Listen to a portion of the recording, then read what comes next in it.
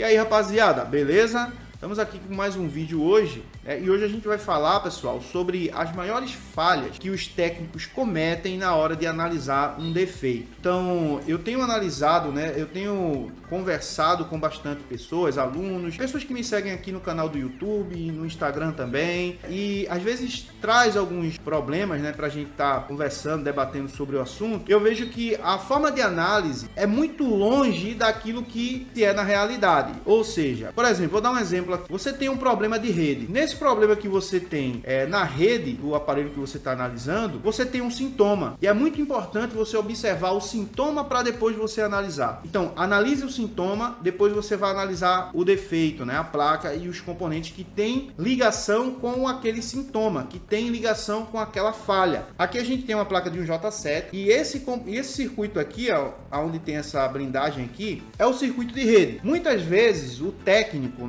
ele tem uma placa que está sem funcionar, a rede da operadora, e ele não consegue distinguir se o problema está por transceiver, se o problema está por PA ou por antena. E por conta de não saber distinguir isso, acaba analisando de forma incorreta e não chega a uma conclusão de fato. Então, isso ocorre em diversos setores. Eu já vi pessoas com um problema, por exemplo, de carregamento em uma placa e está analisando o PMIC, por exemplo, que não seria o componente que faz todo o trâmite, chaveamento das tensões. Em vários casos aí, o Power Manager ele não participa do chaveamento. Então, muita gente está analisando um PMIC, por exemplo, que não faz chaveamento, aonde deveria estar analisando o IFPMIC. Muitas vezes tem uma falha de fuga, ou inicialização, e ao invés de estar analisando a malha correta, está analisando uma malha que não tem nada a ver. Importante é o seguinte, pessoal, antes de você pegar na placa, trocar uma ideia com o cliente para saber, primeiramente, o que foi que aconteceu. Se a placa caiu na água, se a placa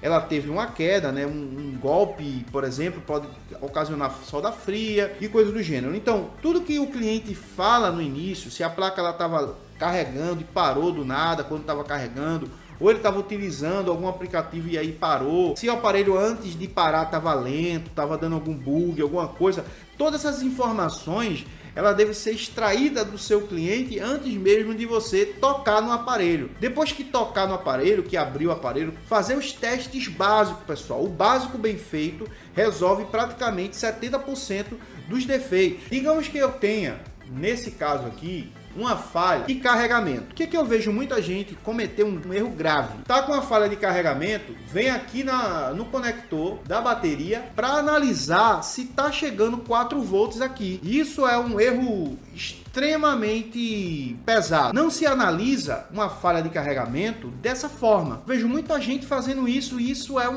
uma perca de tempo. Por quê? Porque nem todas as placas vai liberar 4 volts, 4.2 volts seria uma tensão de alimentação para a bateria com a bateria desconectada. Não vai liberar o carregamento sem a bateria estar conectada. Nesse caso de uma falha de carregamento, por onde eu devo começar a minha análise? Devo começar a minha análise justamente pelo conector USB da minha placa. Pelo conector V8 ou conector tipo C. Devo analisar justamente as malhas que fazem o carregamento funcionar. E é nesse caso, e é nesse momento que a gente deve analisar o sintoma que a placa está mostrando, porque através desse sintoma a gente vai saber como proceder.